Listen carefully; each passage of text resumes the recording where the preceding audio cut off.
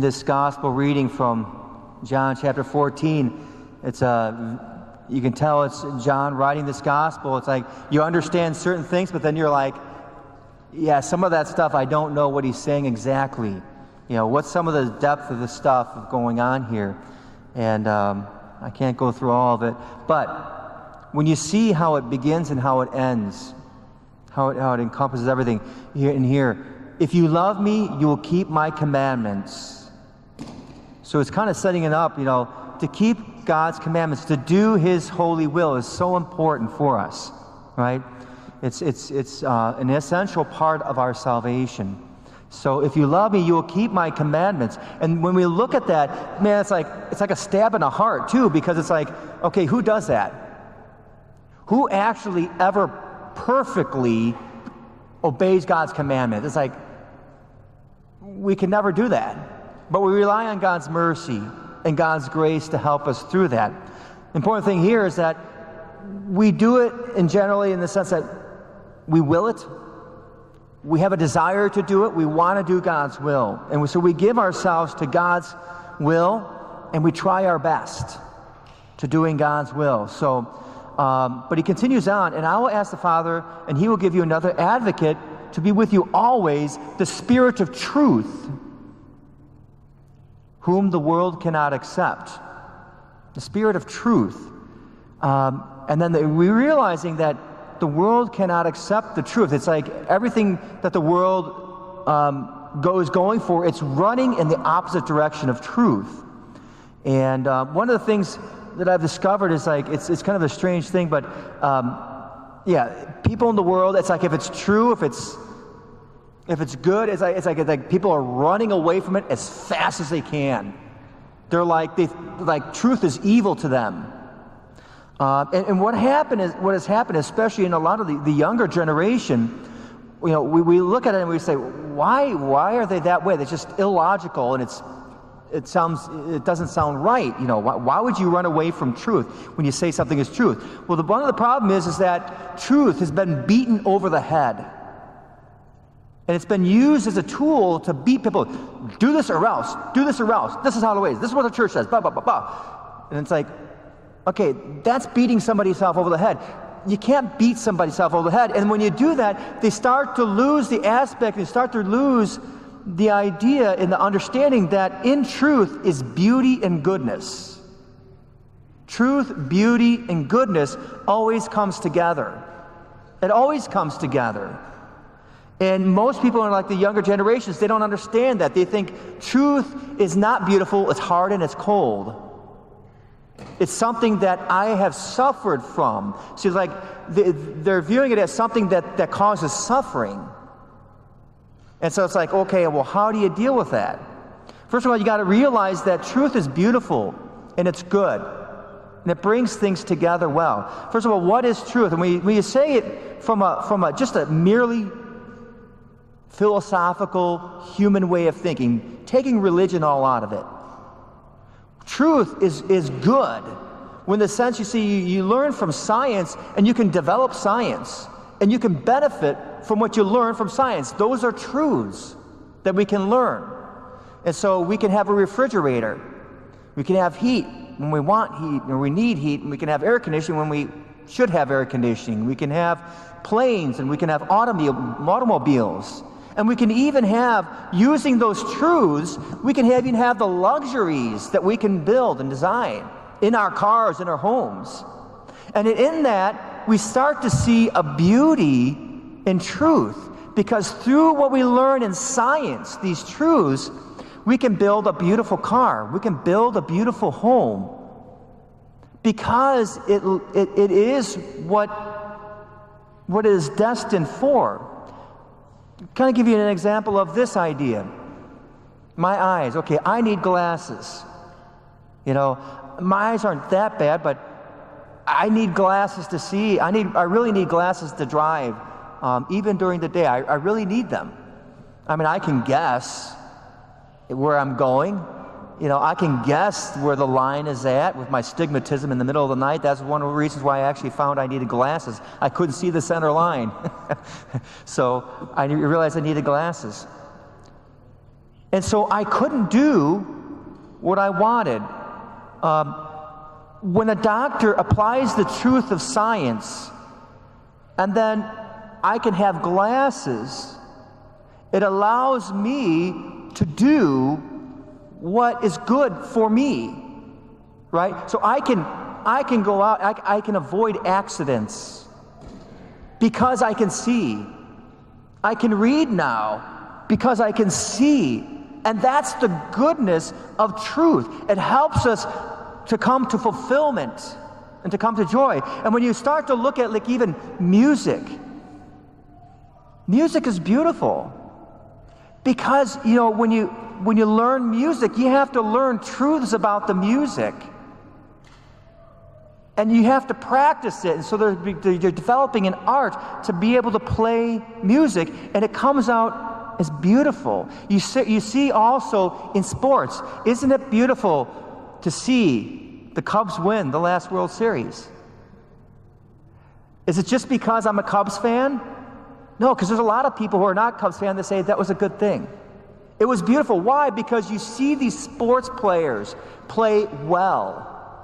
They have these skills that they've built up because of their education and because how they've been trained. The coaches has trained them to use their knowledge, the truths of the sport, to be able to play well. And it's beautiful to see. How beautiful it is to see Sophie Bruner play basketball. How beautiful it is to see those sports players. And so truth brings about a beauty in it, and it makes us whole. It makes us whole, and there's a sense of peace that we gain by living out those truths, whether it's scientific truths or if it's spiritual truths. And so that's why we want to embrace truth. When we start to see how this gospel ends up, whoever has my commandments and observes them is the one who loves me. So now, responding to God and being obedient to God's ways is a way of loving God. Why? And whoever loves me will be loved by my Father, and I will love him and reveal myself to him. Now, what does he mean by this revealing? Is he talking about like this candle here? Okay, that's a nice candle. He's revealing this candle to us. We've got this wax with a wick in there. Oh, that's nice. I'll reveal myself to him. Okay, we got a nice picture. You know, we got this Sacred Heart image, the crucifix. That's nice. Okay, you reveal myself. Is that what he's talking about? No. It's something much more. It's some spiritual truth where he reveals his very self, and we start to see and understand that God's laws and his ways is based on his love for us. I was just listening to one of the Lighthouse CDs from Dr. Edward Sri, and he was talking about how his children were playing in the backyard, and he's got these monkey bars in the backyard. And one of the children is like, I don't know, I think it's, from what I gathered, probably, I'm guessing, 2 or 3 years old. He's really good at climbing. He talked about how he climbed the cabinets all the time and everything. Really good at climbing. And so he climbed the monkey bars, and it was a big monkey bars. And so the kids come running in and say, oh, your son is, you know, I don't know what the name was, but he's on the monkey bars, and he's stuck on the monkey bars. So he runs out there, and he's got to save him from the monkey bars because, you know, the other kids, the younger kids are trying to hold him up, but if he falls, then he lands on his brothers and sisters and might hurt them. If he falls off, or he could hurt himself on the monkey bars. So now, because this happened and he's such a good climber, he's got to limit his ability to climb the monkey bars. He says, okay, the monkey bars is off limits. Now, why did he make that rule? Is it because he wanted to be manipulative and controlling and say, boy, God, if you don't do this, you're going to be in trouble because I just want to be mean to you? Is that why he made that rule? No. It's there because he loves his child and he wants to protect that child. He doesn't want to see that child hurt or for him to hurt his brothers or sisters by falling on him, right? So it's there for a purpose. And when we start to see and we start to be obedient to God's ways, we start to see his love for us. And he reveals himself to us through his ways. And we start to discover who God is. He's not this domineering thing that's just waiting to point out the fingers and condemn us. He loves us. And so we get to rejoice in the love of God. I don't know if you've ever noticed this. I notice this, that whenever I'm obedient to God's ways, I'm at peace. I have joy in my heart, and then I'm open to listen to God. I'm open to listen to his ways, and he teaches me. I can listen to him, I can pray to him, and I learn from that. But that's because I've prayed about what I've done. I haven't said, oh, I wish I would have done that. No. I say, okay, God, what was that about? And then I listen, and he teaches me the wisdom and the joy of God. But whenever I've not obeyed God's ways, bad things happen. I get hurt. Something bad happens. I get aggravated. It never works out. So if I'm disobedient to God's ways, it's not like God's trying to be mean to me. It's just he's showing me something. He's teaching me something. And then sometimes, one of the biggest tricks of the devil is do first, justify later. He gets you to do something, then you feel guilt. And because you think you got this, because you think God is ready to condemn you, you start to make up your own justification on why you do what you do, and now you're not willing to listen to God and his ways because you've got this guilt, which the devil wants you to have. You got this shame on you that the devil wants you to have because you don't believe that God is forgiving, right? See how that cycle goes and how the devil gets us in that cycle. But when, again, we follow God's ways, we can have that peace. Now, if we've done wrong, we can still trust in God and come to realize that he is loving. He does want us to follow his ways. Following his ways brings healing. It brings the actual healing to us, and it brings peace to our souls. We have understanding. We have wisdom. And all those graces that God wants to shower upon us. And that's an awesome thing. I look out into the world and I see a world that is hurting so much because they've made so many bad decisions in their life.